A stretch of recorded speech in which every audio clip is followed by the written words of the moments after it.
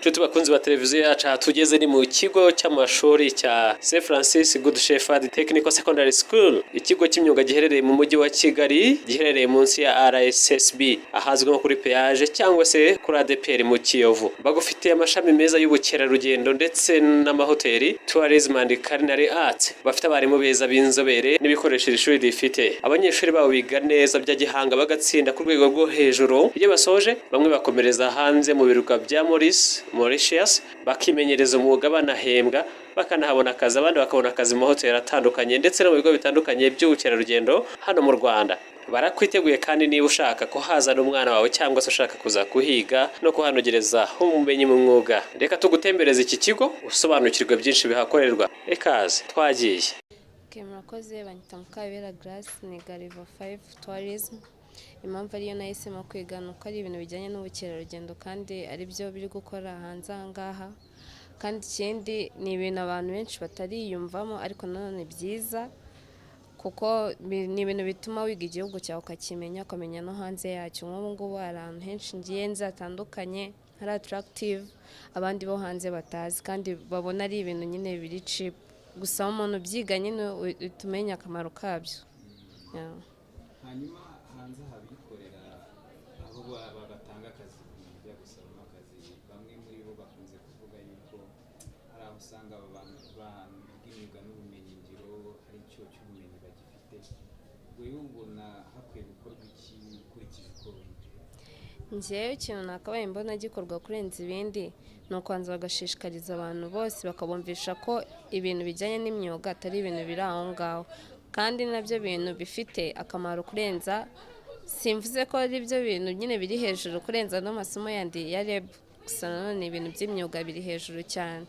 Gusa nanone bakagerageza kongera amapratique, bagashyira imbaraga mu bintu bijyanye n'amashuri, bakongera ubukerarugendo nyine ko hari nk'ahantu bisaba kubanza ukandika lettre usaba kujya gusura. Hari igihe rero bigorana, ariko aho ngaho ni kubaho bakabaye bashyira ubushobozi bwinshi kugira natwe nyine twa attractive no kuhagera, ntabwo wajya mu guide ahantu nawe utaragera.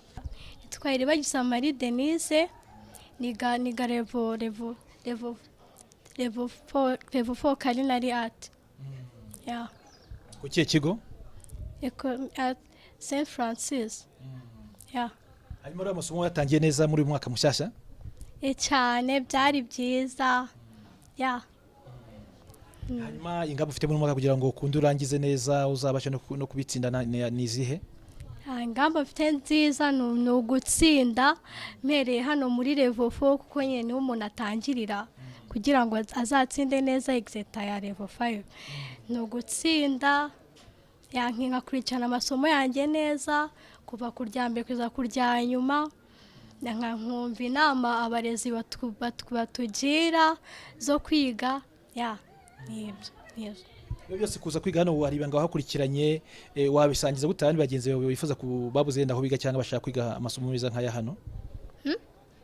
Inama mbese waha abagenzi bawe bifuza kuza kwiga ku kigo nk'iki ngiki? Inama nabagira ni uko hano muri St Francis ni byiza, hano twiga neza, hano dukora n'ama-practice menshi azmi muri culinary art.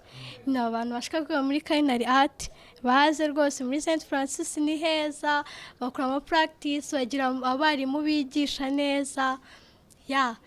Nyine umuntu yahatsindira exeta. Nitwa Aime Ntakirutimana, ndi umuyobozi w'iri shuri rya St Francis Good Shepherd. Yego, twigisha ibintu by'amahoteli, twigisha n'ubukerarugendo. Hanyuma rero mutubwire rero uyu mwaka urangiye mwawutsinze gute, umwiteguye gute muri mwaka, ingamba mufite kugira ngo mukomeze mutsinde uko bisanzwe? Yego, ntabwo ari urangiye gusa kubera ko nkuko bisanzwe n'ubundi dusanzwe dutsinda. Barimu bacu 2019 umwana wa mbere mu gihugu tourism yari uwacu, umusore witwa Sadi yari umuhungu wacu, twe niko twamwigishaga mu gihugu cyose. Kubyerekeranye na hano mu ngamba twatangiranye n'ibyo twatsinze, n'ubundi zirita ntizirasohoka ariko twiteguye zirita nziza. Kubigendanye n'imyigishirize dufite abarimu beza bari qualified, nta muntu uri hano ufite experience nibura iri munsi y'imyaka 7 muri ibi bintu. Rwose nta kibazo dufite, n'ubundi twiteguye ko bizagenda neza, cyane cyane ko baba banize neza. Dufite abarimu beza, dufite ama workshop meza, urebye nta kibazo cyari kimyigishirize, n'ubundi bizagenda neza rwose. hanyuma mubwire ishuri ubundi usanga riherereye ushaka kuzana nk'umwana we yamenya ko asanga he. Yego, ishuri rero riherereye munsi gato ya RSSB kuri peage iruhande rwa ADPR Kiyovu gutya mu murenge wa Muhima neza. Uraza ukagera kuri peage munsi ya RSSB mu mujyi, ubwo RSSB headquarter iruhande gato rwa ADPR Kiyovu. Naho ngaho rwose. Tugeze rero kuri rya shuri ryiza cyane abantu bamaze imisi bazana abana ari benshi, reka duhe n'umuyobozi waryo reka twibwirire uko bimeze n'amazina yaryo byose. Murakoze cyane. Ishuri ryitwa St Francis Good Shepherd Tvet School, rikorera munsi ya RSSB ahazwi nko kuri ADPR mu Kiyovu muri Muhima mu karere ka Nyarugenge mu mujyi wa Kigali. Ishuri rero ubu ngubu dufite abana benshi baje batugana baturutse mu mpande enye z'igihugu, hiyongereyeho n'umujyi wa Kigali. Dufite abanyeshuri biga tourism, tukagira n'abanyeshuri biga culinary art ariyo basigaye bita food and beverage. Dufite level ya gatatu tourism na food and beverage, tukagira level ya kane food and beverage na tourism, tukagira na level ya gatanu aribo banyeshuri baba basoje bagiye gukora ikizamini.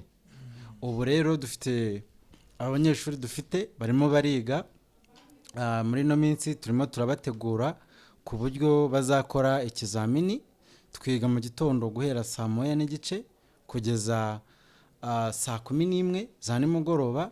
Abanyeshuri bacu turabagaburira saa 6 bagataha nimugoroba, bitewe nuko ariyo gahunda leta yashyizeho ku banyeshuri biga bataha muri rusange mu bigo by'amativeti nasanzwe abanza nayisumbuye. Tuvuga rwose ikigo cyanyu gikomeye cyane. Umwihariko n'ibanga mukoresha jya bari bihe kumva ikigo cyanyu kimeze neza cyane. Ibanga mukoresha niri? Murakoze cyane. Ibanga ririmo rya mbere ni ugusenga Imana. Ikindi cya kabiri ni ugusenga Imana tukanakora. Dufite abanyeshuri twohereza mu birwa bya Maurice muri Mauritius ku banyeshuri baba batsinze neza. Tukagira abanyeshuri dushakira akazi mu mahoteli no mu maparike atandukanye. Hakaba ari n'amahoteli tugiye dufitanye amasezerano. Muri rusange abanyeshuri bacu tukabitaho tukabakurikirana no kubigisha neza cyane, bagakora amapratika ahagije, bakigana teori neza ku rwego ruri hejuru. Ndumva ari wo mwihariko wacu dufite, gukurikirana abanyeshuri.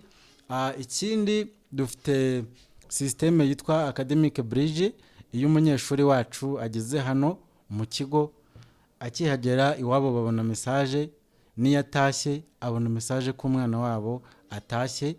Umunyeshuri yari hano agakenera kuba yataha ari ikibazo runaka kibayeho, dufite imodoka itwara abanyeshuri ku munyeshuri urwaye cyangwa se ufite ikindi kibazo, iwabo babona message yuko umwana hari ikibazo kibayeho, ariko ababishinzwe baba babanje no kuba bakurikirana bagahamagara iwabo mbere yuko babona message, niba nta kibazo gihari kindi bakabaho communication.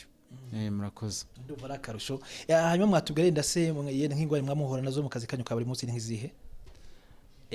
Ingorane duhura nazo, nk'ubu murabona ko dufite abanyeshuri benshi barimo bariga, tukaba turimo na hano iki kigo dukoreramo. Urabona ko kiri ahantu heza mu mujyi ariko ni gitoya. Nta nyubako zacu dufite, twe turakodesha. Burumva rero izo zose ni imbogamizi. Tugize nk'amahirwe hakagira nk'umuterankunga udufasha, akaba wenda yadutera nk'inkunga tukubaka tukagira ishuri ryacu tudakodesha, byadufasha. Niyo mbogamizi dufite. Ikindi ni uburyo abashinzwe by'amashuri bahora bahindagura curriculum buri mwanya, byagenze uko, so nabyo biraducalenginga cyane, ariko nta kundi nyine tugenda tubikurikirana uko biri, kuko babanza no kuduhugura tukamenya, ariko nabyo ni ikibazo ariko wenda bizagenda neza. Yego. Ni ikiro musaba leta kugira ngo wenda mukomeze kugira ireme ry'uburezi risobanutse, munakoze kwigisha gahunda zanyu nta gihinzo cyane muri rusange? icyo dusaba leta nk'amashuri ari Tvet, ikintu leta yadufasha yajya yegera amashuri ari prive by'umwihariko y'ama Tvet, ikabatera inkunga kuko usanga hari ibintu byinshi tuba tudafite, ariko leta yo ababishinzwe abari master yuko ibyo bintu ugomba kuba ubifite, ugasanga rero birasaba ubushobozi bugari cyane kuko bamwe amashuri arimo arabananira bakabivamo bakabyihorera kubera ibintu by'ubushobozi baba babasaba, ibikoresho bigezweho. Urabona hariho iterambere, rero twasabaga nka leta ko ishobora kugifasha amashuri ari prive ikabafasha ikareba, kuko abana turimo kurera ni abana b'igihugu kandi rwose urabona ko abakiriya b'abanyeshuri baboneka muri rusange. Rero niba babonetse ni ikigaragaza ko ibyo bintu ku isoko bikenewe cyane. Yego, murakoze.